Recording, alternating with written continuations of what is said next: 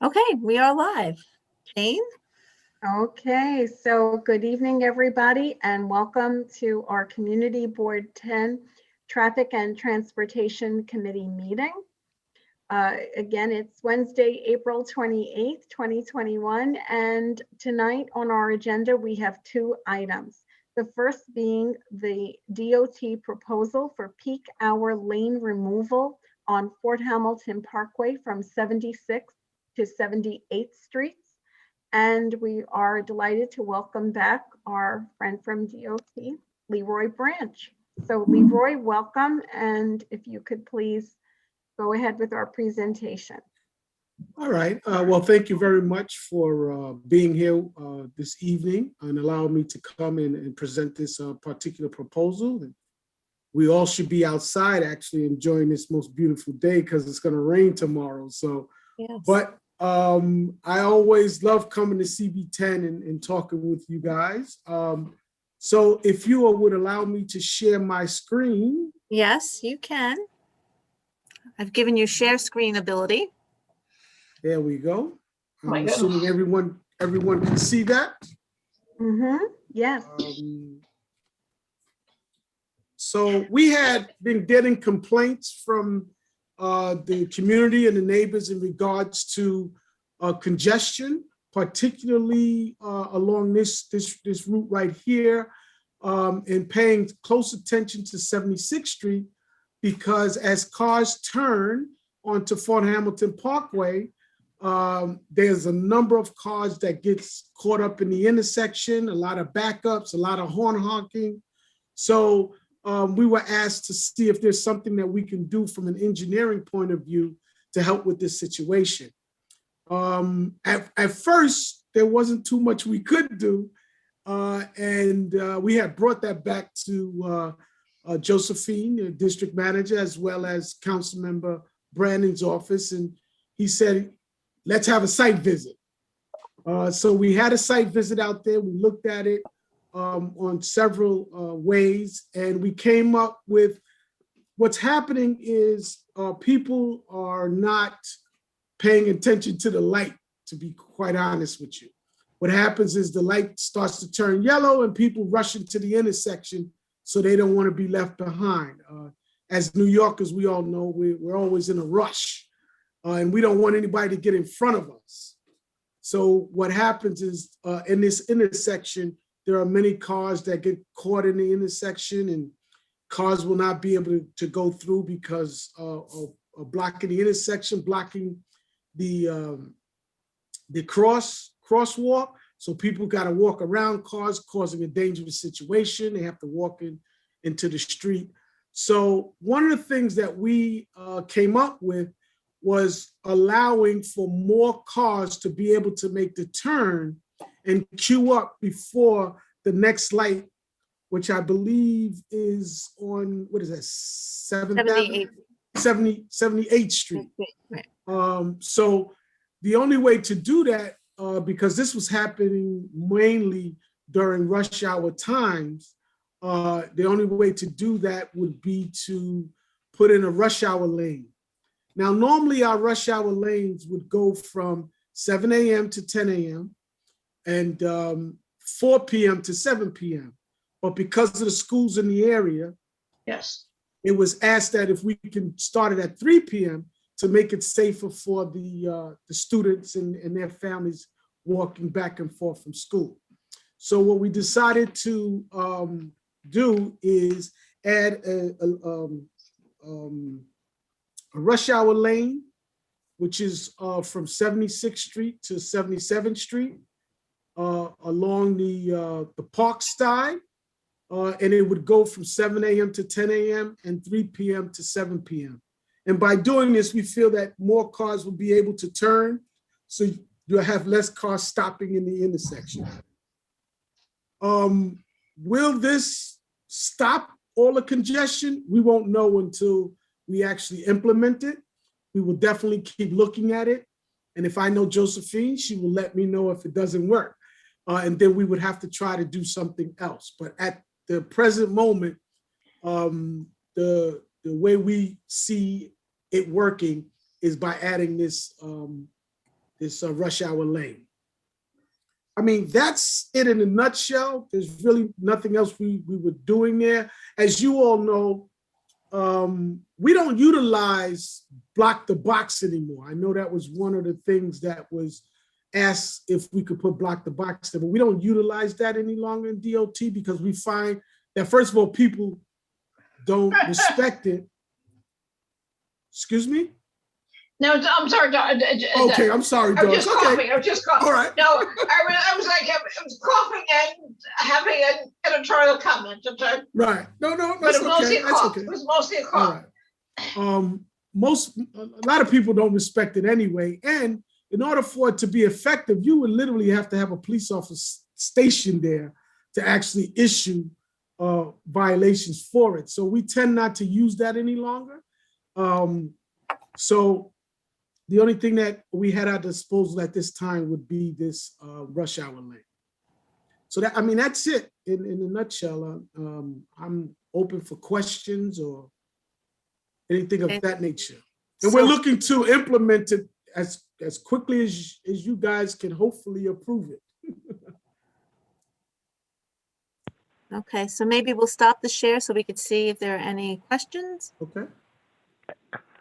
Josephine, Yes, Joe? I thought it was from 76 through 78th. I thought Leroy just said 77th Street. No, it's So the hold on, let me lanes just would make be, sure. I think it's it would be 78. 278 Street. Currently, half of 77 to 78 Street is already a lane. Right. Oh, Okay. Yeah, And also the bus stop is there. and the bus stop is So there. that's why I said to Okay. 77th Street, but it is Okay. actually all the way up to 78th. Okay, thanks. Now I understand. Okay, Oh, and let me just say this, and this answers your question, Joe, that you had sent me in the email. At 78th Street, there is a turning lane that goes to 7th Avenue, which is not there at the moment. But when we do this implementation, it's going to be added back. It's going to be brought back. okay. Stephanie, you have a question? Yes, thank you. During the non-rush hour, what happens with that lane and how do you enforce the activity outside of the rush hour times? It'll go back to regular parking. It is a parking lane. Okay, got it. I Right. didn't It is understand that. right now. But It's alternate side of the street parking. So outside of 7 p.m., it would go back. Well, outside of the rush hour times, it would be regular parking. Right, and just to reiterate again, so those hours you said would be from 7 a.m. to 10 a.m. and from 3 p.m. to 7 p.m. Yes. And you said that this was different than the usual regulation? The evening rush hour is different. The evening rush hour is usually 4 to 7, but because of the schools, we made it 3 to 7 because that was a request. Okay, thank you so much. Do we have any other committee members? I'm saying staff members with questions for this evening? No? Okay, Okay. and Josephine, you had, I just want to reiterate, if there are issues, Leroy, if there are issues, DOT will revisit it. You said that Yes. earlier on. Okay. No, 100%, 100%. Okie dokie. Great. Because that is an incredibly complex Yes. area. Right. And after the state finishes doing all their work and putting everything back together again, we may have to do something else. So, you never know what may happen over there. So, because I know we're only really talking about this short stretch, but, once we go past 78th Street, that whole intersection right there, we just been doing so many different things over there to help with that situation. And it helps a little bit, but as you know, anybody who goes over there, it's still something else, something more needs to be done. We already aware of that, and we're going to try to do the best we can. And on 7th Avenue, actually, we added parking over there. Right. And back in angle parking. Angle parking, so you got more parking over there as well. So, because for those who may say, "Well, you're taking our parking away," we added parking on the 7th Avenue side.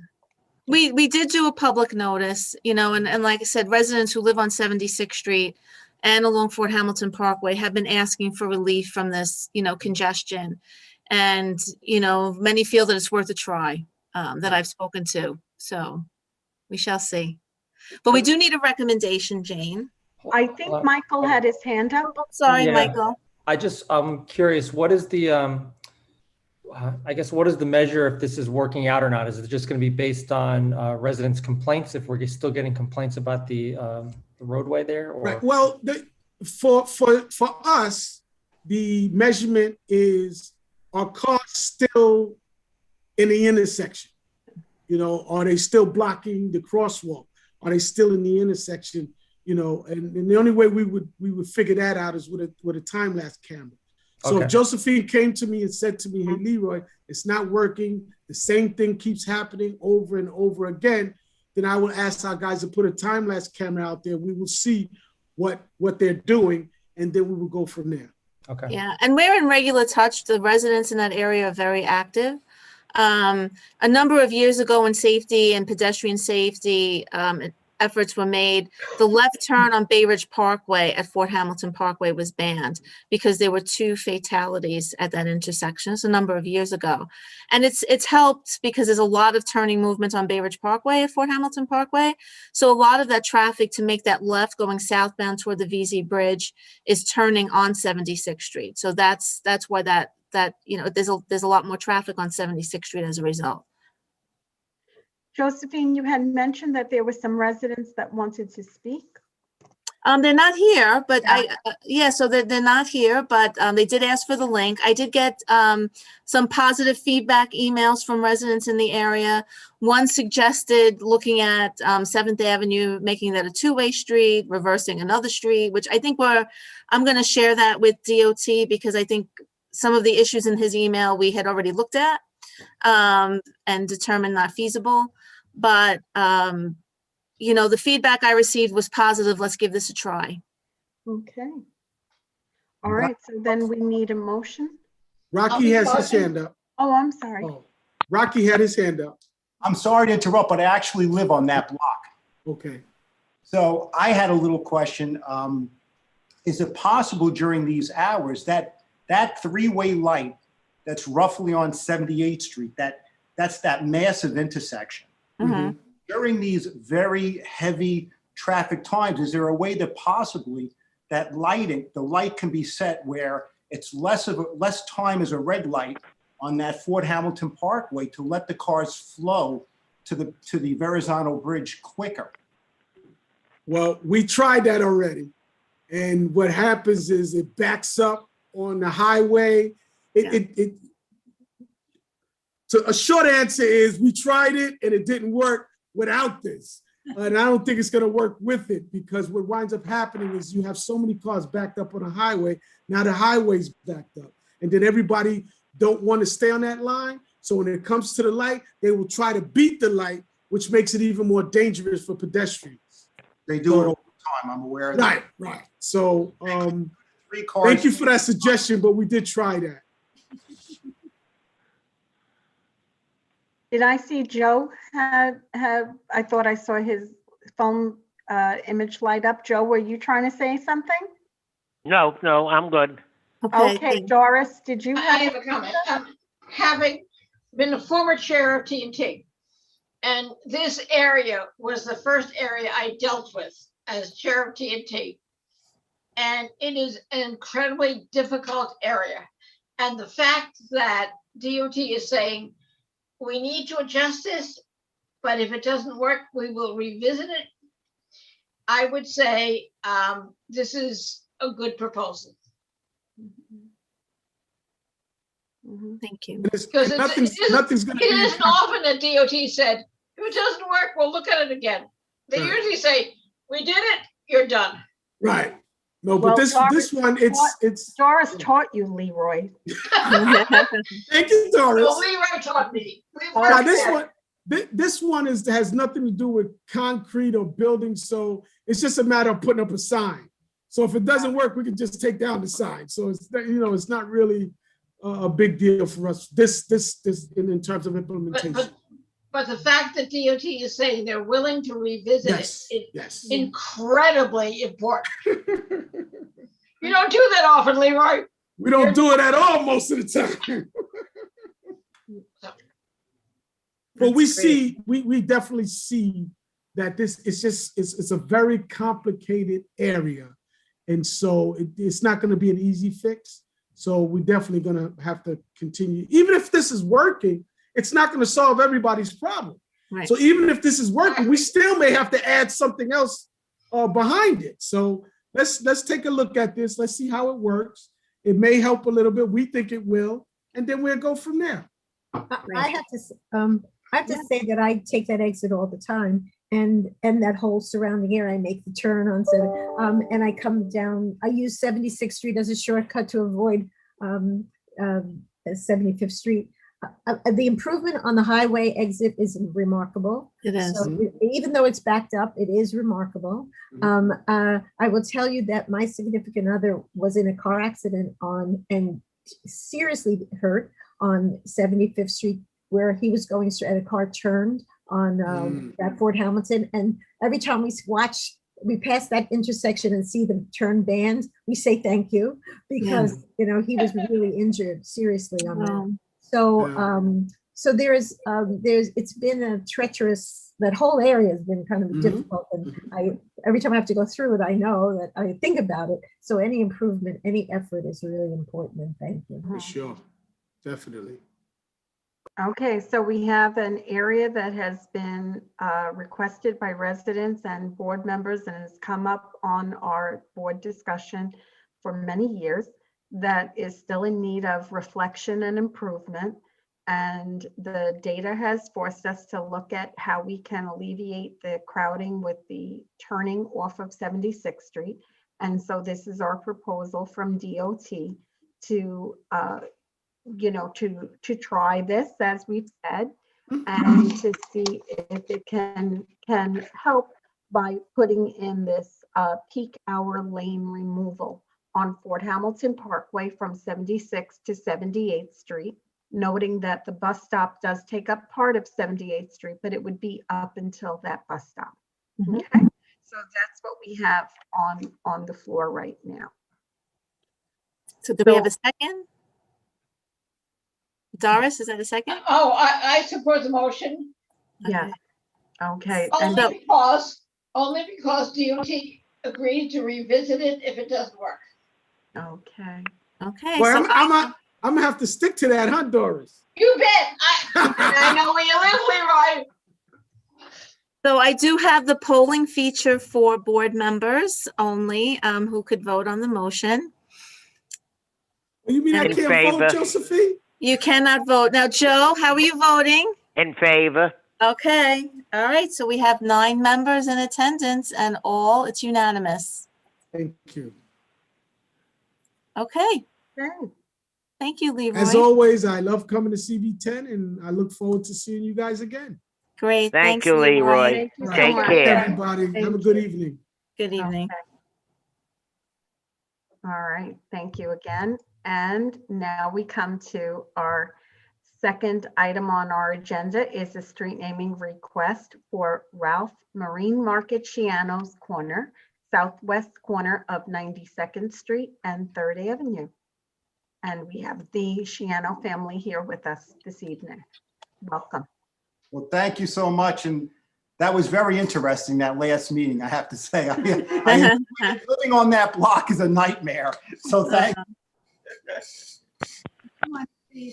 We had changed it to Ralph Shiano's Corner. Yes, Jane, the applicant had changed it to Ralph Shiano's Corner. Yeah, we noted that, Eleanor. That's noted now in the record. Okay.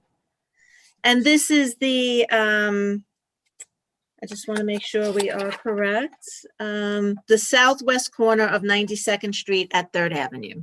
Yes. So can I tell you my story, my Yes. dad's story? Okay. That'd be great. So it really began in 1938, where his family in the Great Depression really lost everything. It took a while for my dad's family to really feel the depression. And that's really when his dad lost everything. He had borrowed some money and opened a small shop on 3rd Avenue, which became Marine Market. This will be a photograph a little later on of the shop, but this is the corner of 92nd. And he was here for about 50 years. Okay, it's the Starbucks corner now, if anyone I'm sure is familiar with Starbucks. This shop really is the equivalent of what Centuries on 86th Street was.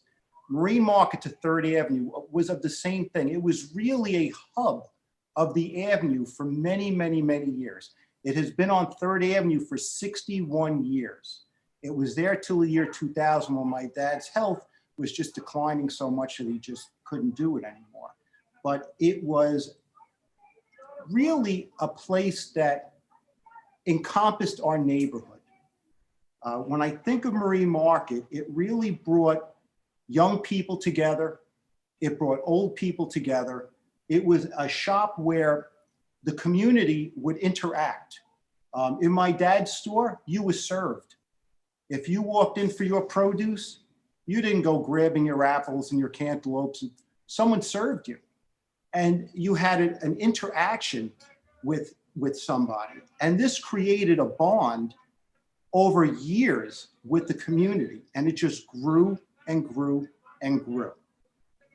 My dad really was the heart and soul of it. Even though his parents began it, my father really was the one that took it and molded it and made it what he wanted. He wanted it to be the finest neighborhood shop that there could be. And he wanted the neighborhood included in it. To him, it was imperative that this corner meant something to everybody on our little area. Dad was a real neighborhood guy. And this was how he connected to the community. And this, again, over many years, just kept growing and growing and growing. One of the things he did was help. He was one of the founding members of the Upper 3rd Avenue Merchants.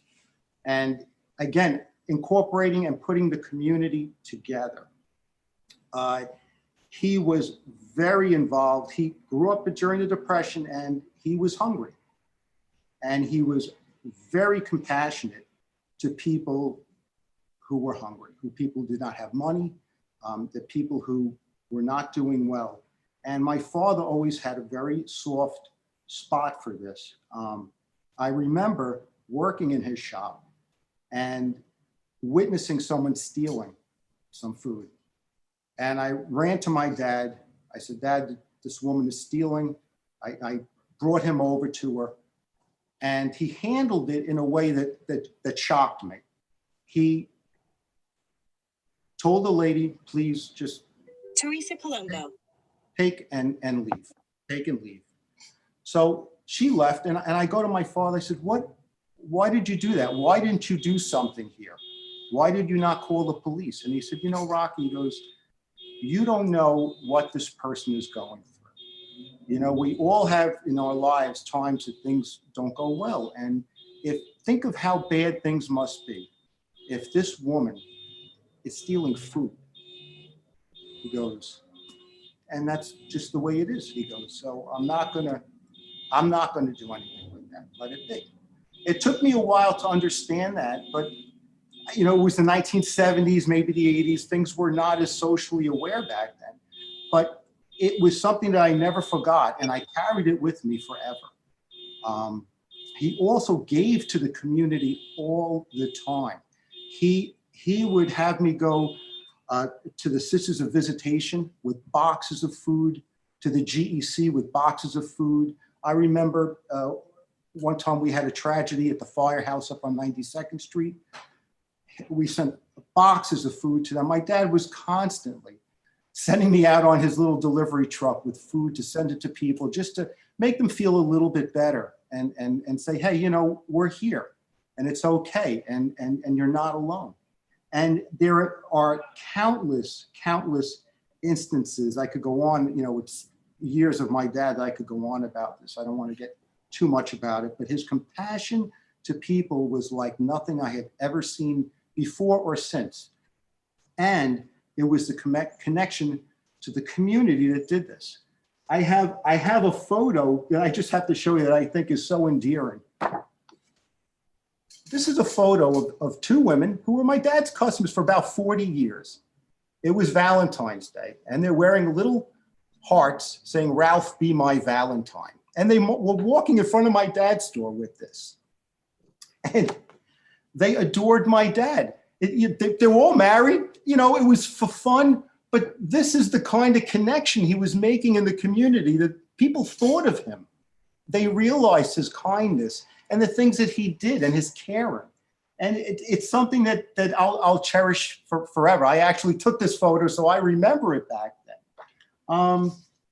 It is a piece of history, our history here in Bay Ridge, that needs to be preserved. My father was a Bay Ridge person. He worked till he couldn't work anymore. And when he couldn't work here anymore and in his store, we opened up a little video store that he could run just to stay connected to the community. And when he couldn't do that anymore, I made a little music store on the side street that he could sit at a desk, and he had the moms and the children would come. The children would take lessons, and the moms would sit and chat with my dad. And my dad was still connected to the community through this, with the children, with the moms. And it was something that was special right to the end of my dad's life. When my dad closed his shop, I could tell you it was something that was devastating to the area for a while. And I remember literally people coming in. My shop is right next door to where my dad is. I remember people physically coming in this shop, crying, grown people crying that he was gone, that this store was no longer there, and this community of people seeing each other and this way this neighborhood was kind of thriving was just gone. And it's something that I hope that we can honor him and keep something of a legacy for his name, for his service, for how he cared for the people in the neighborhood, and what he had done for this neighborhood for so many years. He truly represented the neighborhood person, and that person that really wanted to do good for everybody around them, and including how many young people he hired in his shop, how diverse his hiring was. He hired anybody. He was didn't matter about race, religion, none of that stuff. All my dad wanted was people that wanted to work and wanted to do good for their community.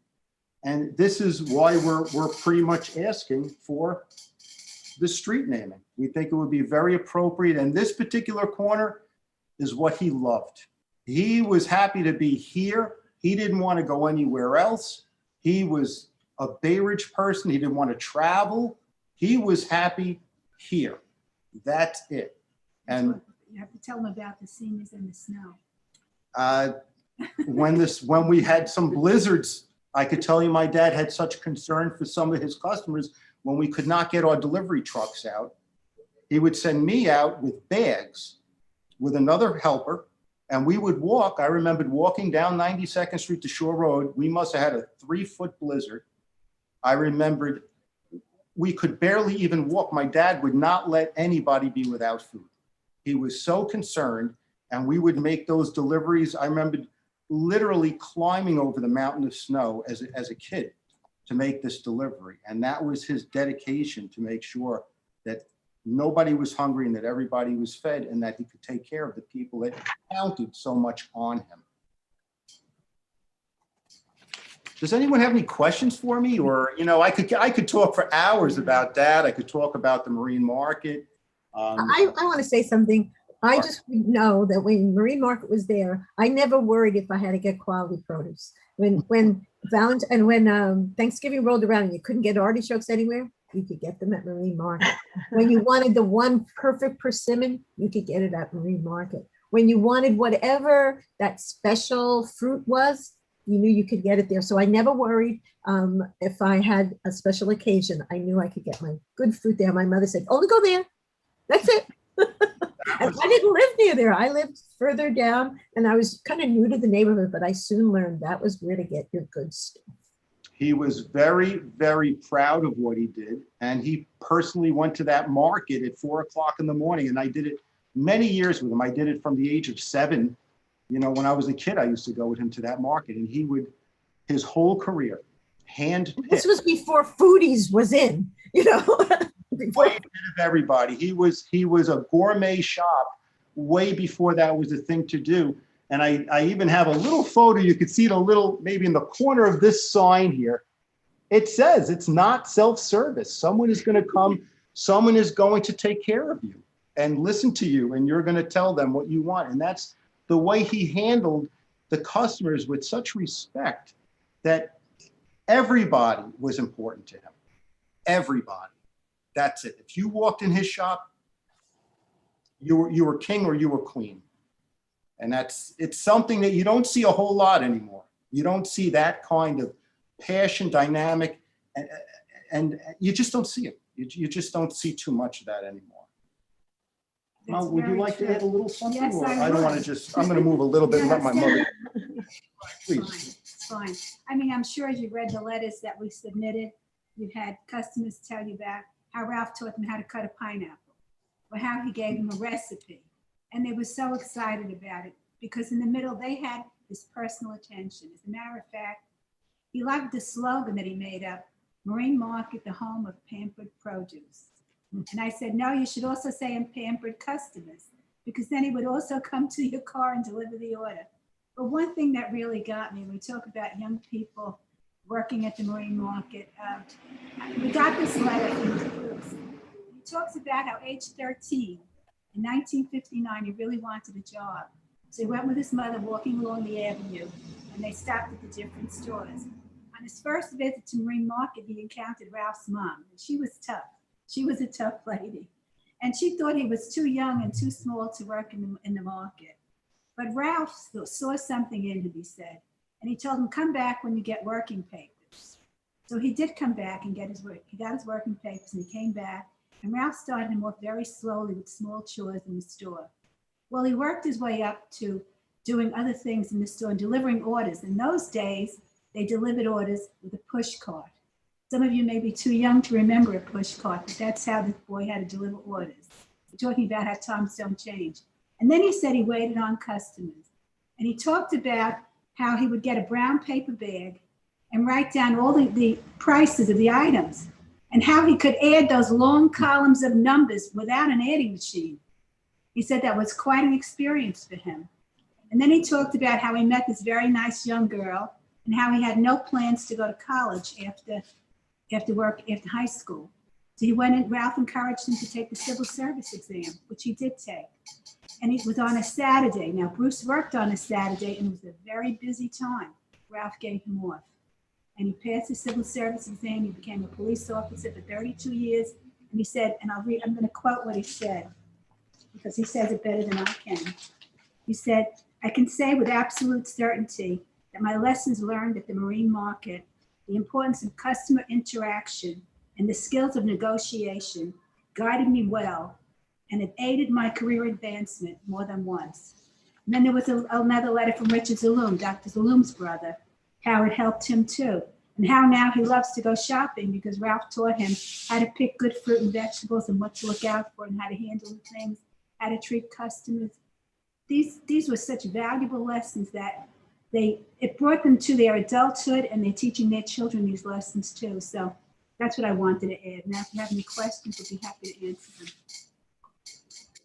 Well, thank you. Thank you both so much. And, you know, just as a reminder to our committee members, so this is month 1 of our street naming application. And in month 1, the applicants come and review their application and evidence with us, and we can have a discussion. They can answer questions if you had any questions for them. And at the full board meeting after our initial traffic and transportation meeting, we will provide an informational report to the full board. Public comments will not be entertained at the full board meeting. But then next month, our Traffic and Transportation Committee members will come back and continue our discussion on this and determine and make a vote and recommendation. So for our committee members, once again, this is our time to ask any questions. If you had any questions for the family that is here with us this evening. Carmen, thank you. You're on mute. You're on mute, Carmen. When I first came on the board, and I was on this committee, we had a street naming. And just listening to the different people that were giving testimonies and reading the letters, I was trying to sit there and not let people know I was crying. And when I was listening to you speak about your dad and your husband, it just brings you back to your own childhood and the people that extended themselves in kindness and guidance. And but I always get sad because I never get to meet. All these people are not people that I ever got to meet or interact with. But your letters and your heart just came through. And I just want to say, I wish more people had a pride like that. It was just lovely listening to you both speak today. And Dad is listening to you. Oh, hi, Dad. So much. Thank you. Thank you. Thank you. He cared so much about everyone. He really did. Actually, there was even an elderly gentleman that used to come up. We didn't realize it until one day somebody caught him by accident. He was going through the dumpster looking for food. Oh. And when it was brought to Ralph's attention, he wanted the man to retain his dignity. Didn't want him to realize we saw it. So he would get a special box and put the little fruits and vegetables in there and put it in a corner by the dumpster for him so that he could come every day, climb up into the dumpster. Quick and easy. Just quick and easy, take it and go home without any fanfare or anything. As a matter of fact, he wasn't one for fanfare when these two ladies. He was very shy. He didn't want anyone to see or know anything. That was when the two ladies went back and forth with those heart signs, you know. Yeah. He was appalled. He wouldn't come out for that photo. He wouldn't come out. Yeah. So thank you. So thank you very much. Yes. Thank you so much. Are there any other questions or comments at this time? All right. Oh, I don't see any. So, so everyone should have received the email of the full application, and we'll talk about that. And then Eleanor will let you know, well, the date of the June meeting is when the vote is. So the board now votes twice a year on street renaming applications, typically the months of June and December. We haven't had one in a while due to COVID, and but if anyone has any questions, you want to send them to me, I could easily reach out to Eleanor in the interim. And that's it. We sincerely thank the Yes. committee Thank you so for your much. time Really, and for your your time. consideration. We know everybody. Thank you for the presentation. It was lovely. Thank you. And it was wonderful seeing you again, Eleanor. It was nice being Thank you. All right. so much. Thank you. Well, Madam Chair, that is our agenda for this evening. Okay, so now you know the next motion that we need. Is there a motion to adjourn? Yes, by Joe. Okay. Thank you, Joe. So, thank you, Joe. And I'm sure that that would be seconded. And Doris seconds it. Very good. Thank